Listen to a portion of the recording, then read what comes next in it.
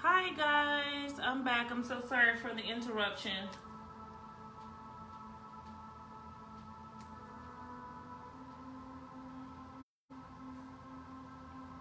Thank you for coming back in. Like, share this live for me. Tag a few people. I'll wait a few minutes, give people every time to jump back on.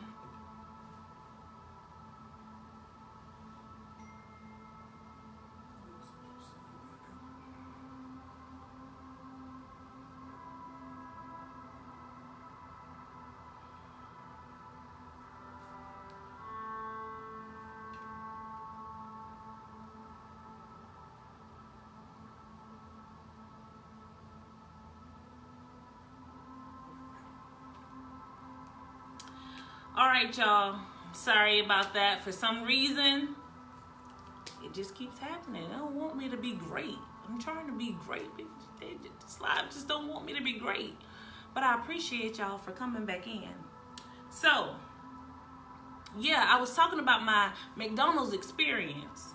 So, yeah, I kept being rejected from that position or a customer service in a fast food restaurant in general. But it was God's way of telling me, of redirecting me, telling me that's not the way I want you to go. That's not where you're supposed to be right now. So you also have to be able to discern seasons and timings to be able to move accordingly and be in the right place and in the right posture where you're supposed to be when you're supposed to be there. So the truth can feel like rejection because we talked very briefly about it during the launching, but we don't like the truth. The truth hurts sometimes, and sometimes it takes us a minute to process the truth to actually, at the initial point where we're presented with the truth, we're like, we're snapping, we're rolling our neck, we feel some type of way.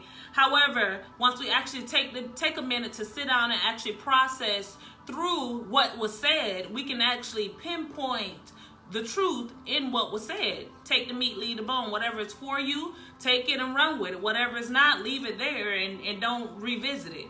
So rejection can sometimes feel like the truth. You got to be able to actually, take it with a grain of salt and keep moving.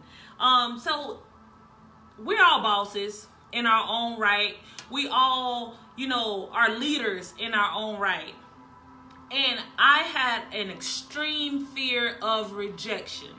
Extreme fear of rejection because I didn't like being told no. So I was also kind of like, I've been the peacemaker for a long time. And being a leader, I found out very quickly that you cannot be a leader and be a peacemaker. You just can't do it. You can't please everybody.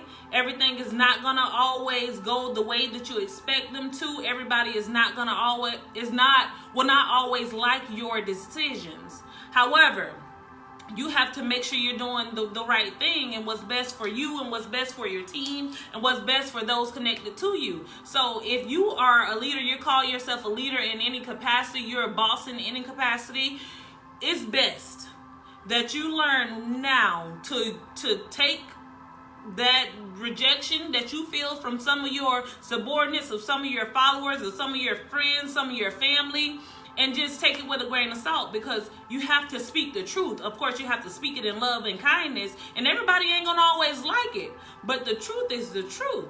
And you don't want to suppress the truth just because it's gonna make somebody feel some type of way. And that's been my problem for a long time. I'm glad that I'm finally able to push past and process past that. But that was my problem for a long time. I want to be the peacemaker. Or I don't want anybody to dislike me. Oh, if I take your side, then they gonna dislike me. Or if I take their side, they gonna dislike me.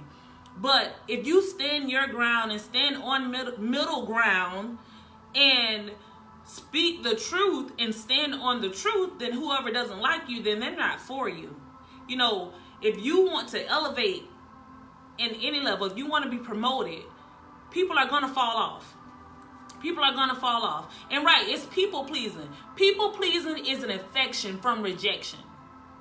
Always wanting to be the peacemaker is an infection from rejection. Always wanting to overextending yourself is an infection from rejection.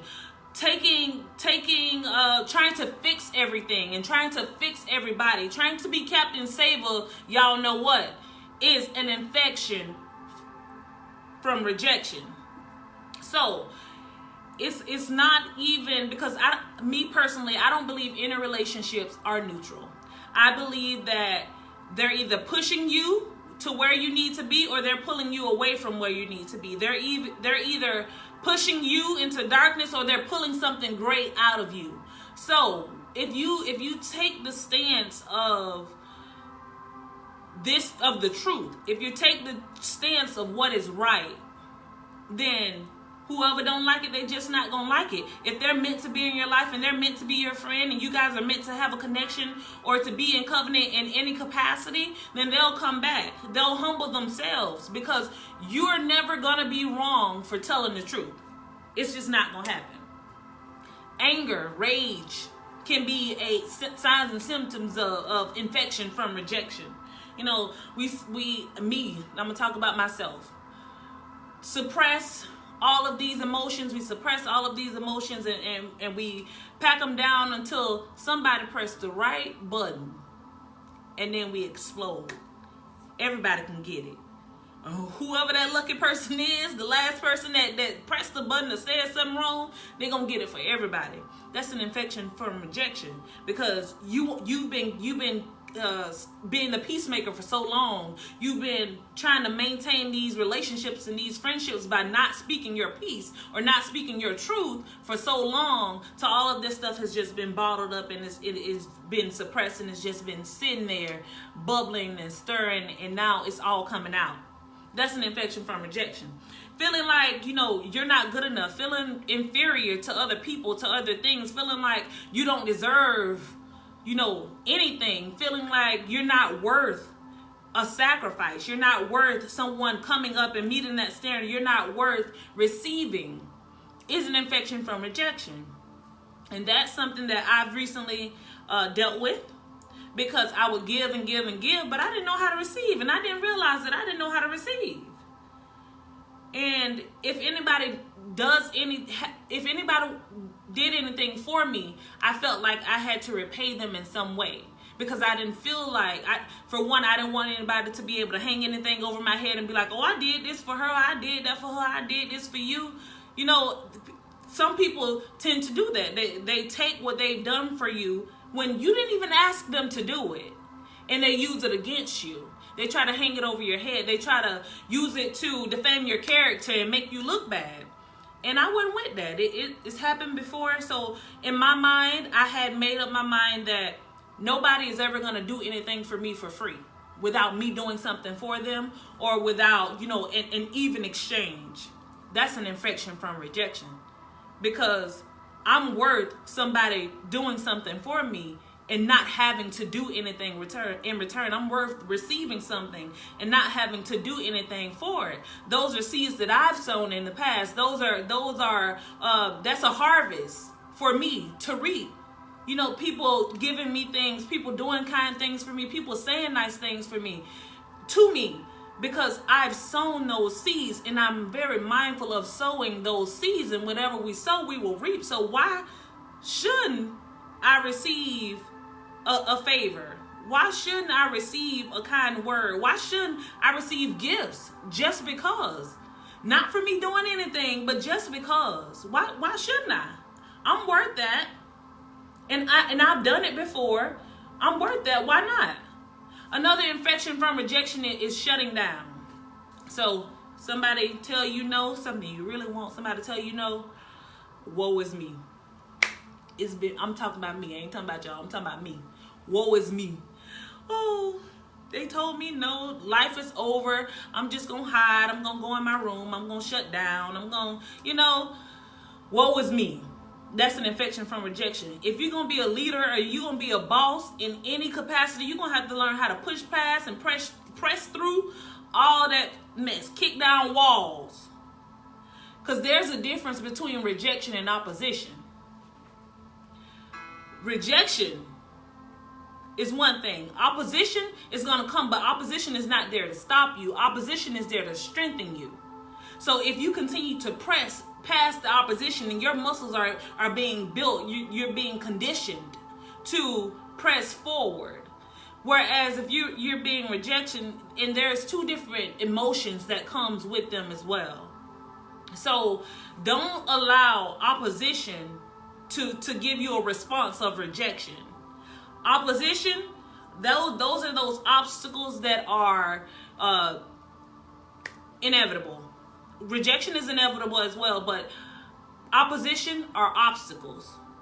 So there's a way to get around or to work through opposition.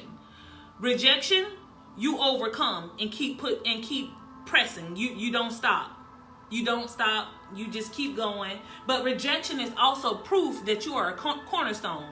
So if you're not experiencing rejection, if you're not experiencing opposition, then what's the purpose of you doing what you're doing? Everybody is not supposed to like what you're doing, especially if you're doing it for the right reason with the right heart. Everybody is not going to like you, and that was something that was hard for me to accept.